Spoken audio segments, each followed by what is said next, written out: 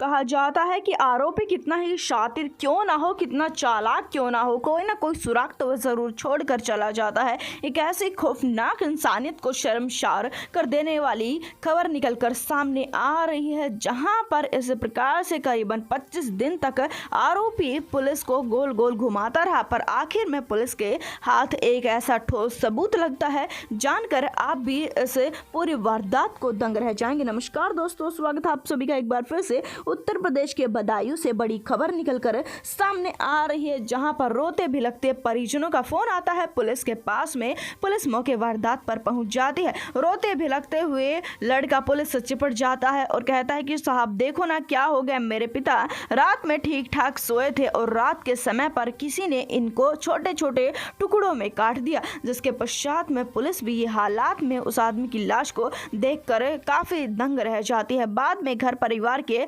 अन्य सदस्य बताते हैं कि महिला की मैं सुबह उठी थी, मैं रोजाना अपने पति को करीबन 6 बजे उठाया करती थी। 6 बजे उठाने के लिए मैं अपने पति को जाती हूँ तो खून से सनी हुई लाश देखती हूँ, मैं चीखने चिल्लाने लग जाती हूँ, जिसके कारण से घर के अन्य सदस्यों की आंखें खुलती हैं और सब कोई हर इस वारदात को देखता है। उसके पश्चात में पुलिस उन्हें समझाने की कोशिश कर रही थी। जिस समय पर पुलिस उन्हें समझा रही थी उसी समय पर लड़का बेहोश हो जाता है। बार बार वह बेहोश हो रहा था, इस वजह से उसे अस्पताल में भर्ती करवाया जाता है। अब पुलिस इस मामले की छानबीन करना शुरू कर देती है। आसपास के लोगों से पूछती है तो लोगों का तो सिर्फ और सिर्फ यही कहना था कि बाप और बेटे में काफी ज्यादा प्यार था। अब लड़का पता नहीं कैसे जिंदा रहेगा, अपने पिता से इतना ज्यादा प्यार करता था, उसके बिना तो वह खाना भी नहीं खा सकता था, जिसके चलते पुलिस का भी दिल पसीज जाता है। देखते ही देखते 25 दिनों तक वह पुलिस हर एंगल से पूछताछ करती रहती है, कोई भी आरोपी नहीं निकल रहा था। जिसके पश्चात में 25 दिन के बाद में उसे लड़के की हालत ठीक होती है। दरअसल बता दें, शुरुआती दौर में उल्टी, दस्त, चक्कर,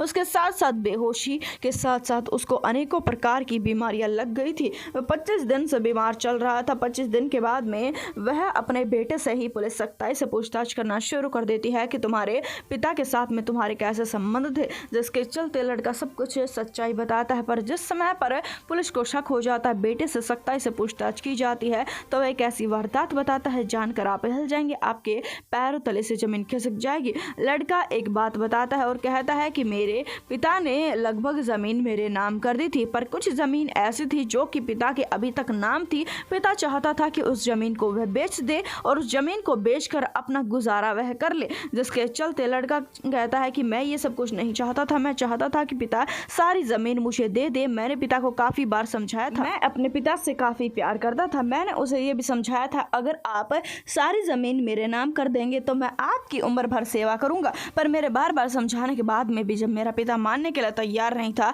अब मेरे और मेरे पिता की नहीं बनती थी, हम दोनों के बीच में अनबन रहना शुरू हो जाती। मैं अपने पिता से काफी ज्यादा प्यार करता था, पर पैसे का लोभ मुझे ले डूबता है। लड़का कहना शुरू कर देता है कि मुझ में कलयुग आ जाता है और मैं सिर्फ और सिर्फ पैसे की ही बात सोच रहा था। अपने पिता के बारे में मैंने एक बार भी नहीं सोचा। मेरे मन में यह ख्याल आया कि अगर मेरा पिता मुझे ये जमीन नहीं दे सकता तो मेरा पिता मेरे क्या काम है, जिसके चलते मैं अपने पिता की हत्या करने के बारे में सोच लेता। रात की बात थी, किसी को शक ना हो, इसी वजह से रात का समय मैंने चुना हत्या करने के लिए। रात की बात थी और मैं पिता के पास में आता हूँ, देखता हूँ कि पिता सो रहा है, जिसके चलते मैं अपने पिता के हाथ पैर धीरे से बांध देता हूँ ताकि किसी को पता ना चले। अपने पिता के मुंह में कपड़ा ढूंस देता हूँ। उसके बाद तो मेरे पिता की आंखें खुल चुकी थी, जिसके पश्चात में मेरे पिता को पता नहीं लग रहा था कि मैं क्या कर रहा हूँ, जिसके चलते मेरे हाथ में कुल्हाड़ी थी। मैं अपने पिता को कुल्हाड़ी मारता हूँ। मेरा पिता की आंखों से आंसू निकल रहे थे, आज भी वह आंसू मुझे याद है। मेरे पिता